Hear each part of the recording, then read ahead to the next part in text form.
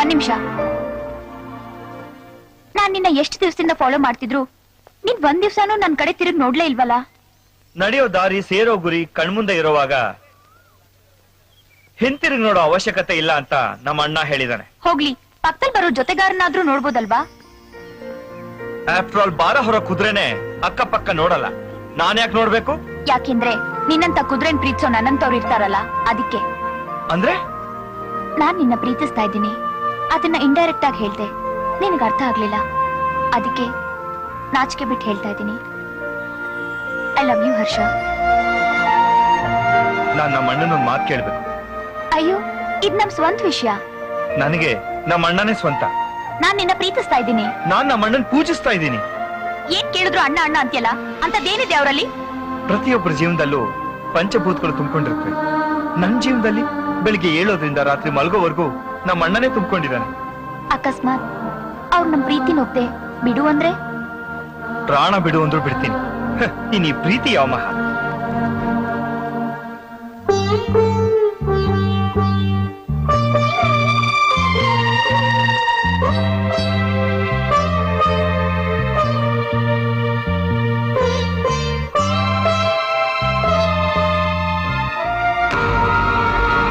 ಐಶ್ವರ್ಯ, ಐಶ್ವರ್ಯ, ಐಶ್ವರ್ಯ, ವಾದ ತೆಗಿಯಮ್ಮ. ಅಯ್ಯೋ, ಏನಂದ್ರೆ? ಬೇಗ ಬನ್ನಿ. ಐಶ್ವರ್ಯ, ಐಶ್ವರ್ಯ ಒಳಗಡೆ ಹೋಗಿ ಬಾಗ್ಲು ಹಾಕೊಂಡ್ಬಿಟ್ಟಿದ್ದಾಳೆ, ತೆಗಿತಾನೆ ಇಲ್ಲ. ಐಶ್ವರ್ಯ, ತೆಗಿಯಮ್ಮ. ಐಶ್ವರ್ಯ, ಐಶ್ವರ್ಯ, ಬಾಗ್ಲು ನೋಡಿರೋ.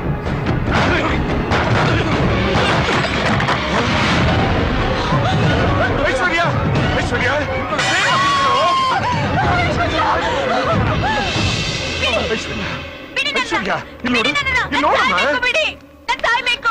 ಸಾಯೋ ಅಂತ ಏನಾಯ್ತೆ ನಿನಗೆ? ಬದುಕಕ್ಕೆ ಇನ್ನೇನು ಉಳಿದಿದೆ? ಪ್ರೀತಿಸೋನ್ ಜೊತೆ ಬಾಳೋಣ ಅಂದ್ರೆ ಅದಕ್ಕೆ ನೀವಿಬ್ರು ಒಪ್ಪಲ್ಲ.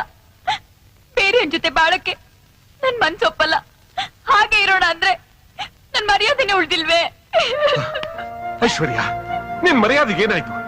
ನೀನ್ ನನ್ ಮಗಳಮ್ಮ. ಈಗ ಮಗಳು ಅನ್ನೋರು ನನ್ ಮಗಳು ಓಡೋಗಿದ್ದಾಳೆ ಅಂತ ಊರವ್ರ ಮುಂದೆ ಹೇಳುವಾಗ ಅವಳ ಮರ್ಯಾದೆ ಏನಾಗತ್ತೆ? ಈ ಸಮಾಜ ಏನನ್ನತ್ತೆ ಅಂತ ಸ್ವಲ್ಪನಾದ್ರೂ ಯೋಚನೆ ಮಾಡಿದ್ದೀರಾ? ನಾಳೆ ನೀವ್ ಯಾರಿಗೆ ಮದ್ವೆ ಮಾಡ್ಕೊಟ್ರು ಕಟ್ಕೊಂಡವನು ಓಡ್ ಹೋದವಳನ್ನ ಕಟ್ಕೊಂಡೆ ಅಂತ ನನ್ನ ಜೀವನ ಪೂರ್ತಿ ಹಂಗಿಸ್ತಾನೆ ಇರ್ತಾನೆ. ಆ ಮಾತನ್ನ ಕೇಳ್ಕೊಂಡ್ ಬದುಕಿರೋ ಬದ್ಲು ನೀನ್ ಹಾಕೊಂಡ್ ಸಾಯೋದು ಒಳ್ಳೇದಲ್ವಪ್ಪ?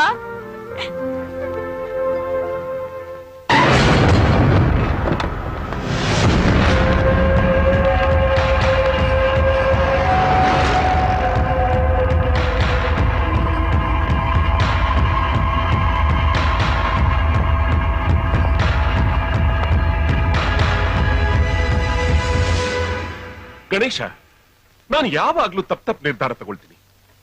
ಒಬ್ಬ ತಂದೆ ಸ್ಥಾನದಲ್ಲಿ ನಿಂತ್ಕೊಂಡು ನಾನು ಒಂದು ನಿಮಿಷ ನನ್ನ ಮಗಳ ಬಗ್ಗೆ ಯೋಚನೆ ಮಾಡಲಿಲ್ಲ. ಆದ್ರೆ ನೀನು ಅವಳು ಮಾನದ ಬಗ್ಗೆ ಯೋಚನೆ ಮಾಡಿದೆ. ನಿನ್ನಂಥ ದೊಡ್ಡ ಮನುಷ್ಯನ ಮುಂದೆ ನಾನು ಸಂಪಾದನೆ ಮಾಡಿರೋ ಆಸ್ತಿ ಅಂತಸ್ತೆಲ್ಲ ವೇಸ್ಟ್. ವಯಸ್ಸಿಗೆ ಬಂದು ತನ್ನ ಕಾಲ ಮೇಲೆ ತಾನು ನಿಂತ್ಕೊಳ್ಳೋ ಜವಾಬ್ದಾರಿ ಶಕ್ತಿ ಇದ್ರು ಅಣ್ಣನ್ನ ದೇವರ ಸ್ಥಾನದಲ್ಲಿ ಇಟ್ಟಿದಾನಲ್ಲ ನಿನ್ನ ತಮ್ಮ. ತಮ್ಮನಿಗೋಸ್ಕರ ಎಂತ ಶಿಕ್ಷೆ ಬೇಕಾದ್ರೂ ಅನುಭವಿಸೋದಕ್ಕೆ ಸಿದ್ಧವಾಗಿರೋ ನಿನ್ನಂತ ಅಣ್ಣನ ಮನೆ ಆರಿಸ್ಕೊಂಡಿದ್ದಾಳಲ್ಲ ನನ್ನ ಮಗಳು. ನಿಜವಾಗ್ಲೂ ನಾನೇ ಅದೃಷ್ಟವಂತ. ಬಾಮ್ಮ. ಗಣೇಶ, ದಯವಿಟ್ಟು ನನ್ನ ಮಗಳನ್ನ ನಿನ್ನ ಮನೆ ತುಂಬಿಸ್ಕೋ.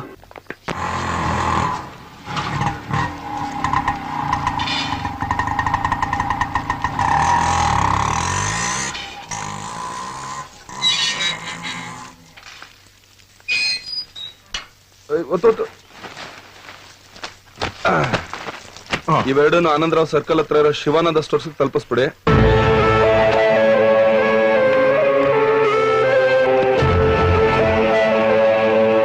ಯಜಮಾನ್ರೆ, ತಮ್ಗೆ ಯಾರು ಬೇಕಾಗಿತ್ತು? ಸಿದ್ದಣ್ಣ,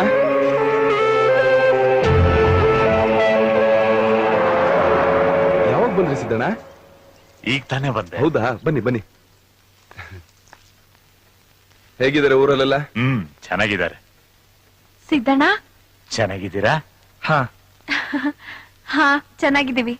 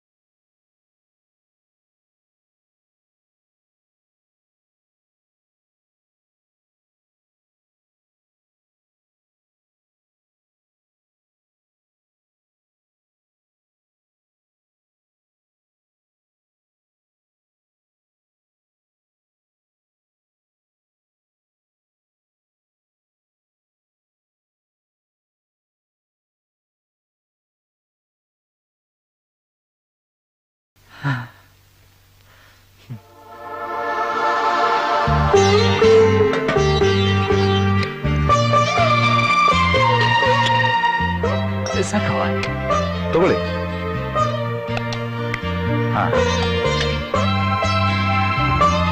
ಸಾಕು ಸಾಕ.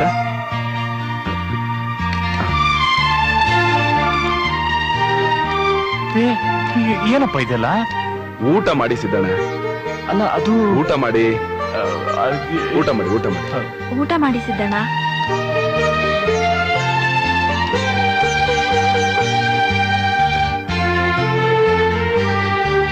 ಹೋಗ್ಬಿಟ್ಟು ಬರ್ತೀನಿ. ನೋಡಪ್ಪ, ಗಾಳಿ ನೀರು ಇಲ್ಲ ಅಂದ್ರೇನೆ ಬದುಕೋದ್ ಕಷ್ಟ ಆಗುತ್ತೆ. ನೀನ್ ಬರ್ಲಿಲ್ಲ ಅಂದ್ರೆ ನಮ್ ಬದುಕೇ ನಿಂತು ಹೋಗುತ್ತೆ. ಖಂಡಿತ ಬರ್ತೀನಿ ಸಿದ್ದಣ್ಣ. ಒಂದ್ ನಿಮಿಷ ತಗೊಳ್ಳಿ. ಬೇಡಪ್ಪ ಬೇಡ. ತಕೊಳ್ಳಿ ಸಿದ್ದಣ್ಣ. ಹೊರಟ್ ಬನ್ನಿ. ಹೋಗಿ ಆಟೋ ತುಸ್ಬಿಟ್ ಬಾ. ಆಯ್ತಣ್ಣ. ಬರ್ತೀನಿ. ಹೋಗ್ಬಿಟ್ಟು ಬನ್ನಿ.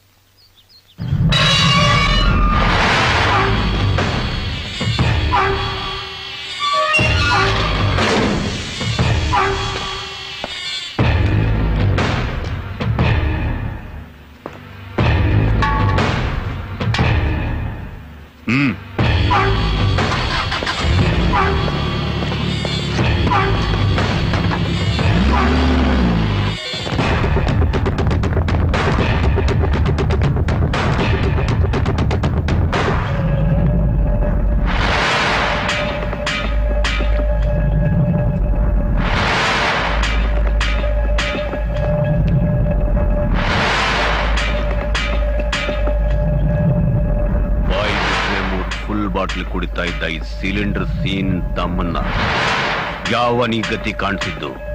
ಯಾರು? ಗಣೇಶ್ ಅಂತಳ, ಗಾಂಧಿ ಬಜಾರ್ಲಿರೋದು.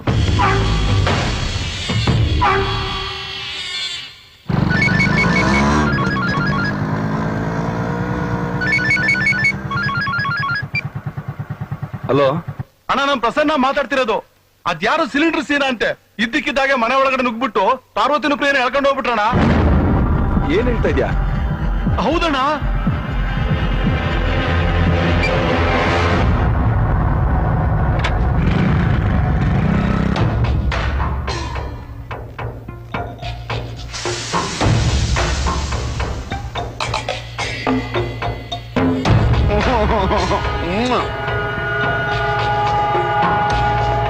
ಅಣ್ಣ, ಗಣೇಶ ಬರ್ತಾ ಇದ್ದಾನೆ.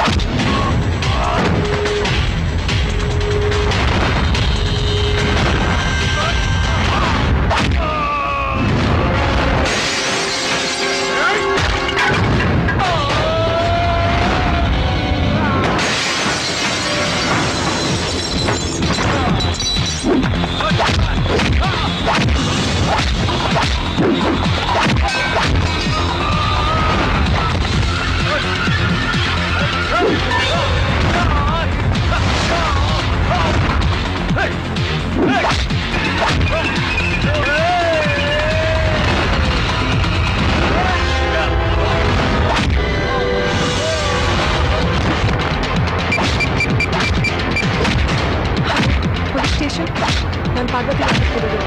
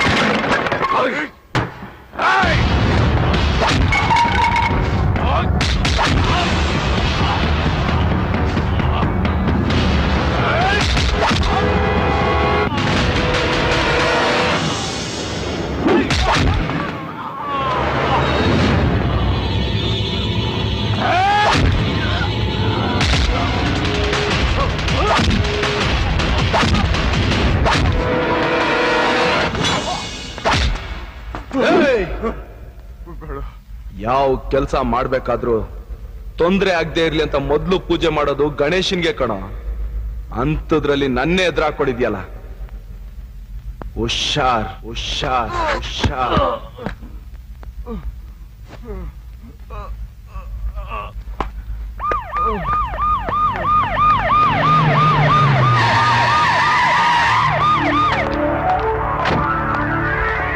Good morning madam. ಏನೋ ಪ್ರಾಬ್ಲಮ್ ಇದೆ ಅಂತ ಫೋನ್ ಮಾಡಿದ್ರಲ್ಲ, ಏನ್ ವಿಷಯ ಮೇಡಮ್? ಅದು ನಮ್ಮಿಬ್ರನ್ನ ಇವರೆಲ್ಲ ಕಿಡ್ನಾಪ್ ಮಾಡಿದ್ರು. ಇವ್ರು ಬಂದ್ ಪ್ರಾಬ್ಲಮ್ ಸಾಲ್ವ್ ಮಾಡಿದ್ರು. ಫರ್ದರ್ ಆಕ್ಷನ್ ನಾವು ತಗೋತೀವಿ, ನೀವು ಹೊರಡಿ ಮೇಡಮ್. ಕಮಾನ್, ಅರೆಸ್ಟ್ ಮಾಡಿ.